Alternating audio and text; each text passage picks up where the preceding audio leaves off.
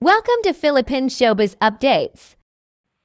Pumanaw na si Jacqueline Jose, kilalang veteranang aktres sa edad na 59, ito'y naghatid ng lungkot sa industriya ng showbiz. Hindi lang siya kilala sa mga pelikula kundi pati sa tapang at pagmamahal bilang isang single mom. Sobrang pinuri si Jacqueline dahil sa pagpapalaki sa kanyang dalawang anak na sina Andy Eigenman at Gwen Garrimon Dilagangok, at kailanman hindi ito humihingi ng tulong pinansyal. Sa kanyang naging Instagram, ibinahagi ni Jacqueline ang kanyang kwento bilang single mom.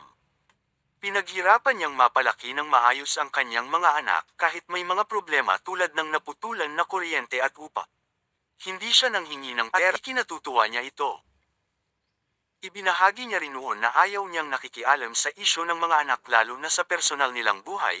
Nagpayo sa ibang magulang na hayaan ang kanilang mga anak na maging responsable at huwag ipilit ang pangarap para sa anak. Importante para sa kanya na bigyan ng kalayaan ang mga anak na gawin ang gusto nila.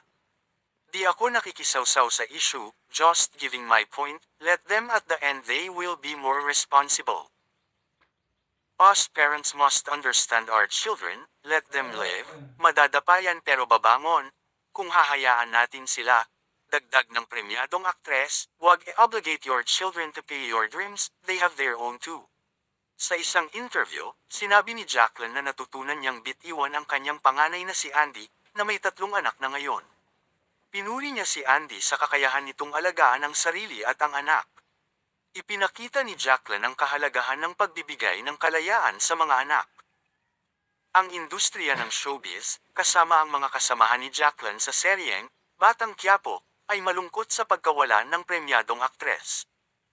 Ang alaala ni Jacqueline Jose ay hindi lang sa kanyang tagumpay sa pelikula, kundi bilang inspirasyon sa lakas ng isang ina.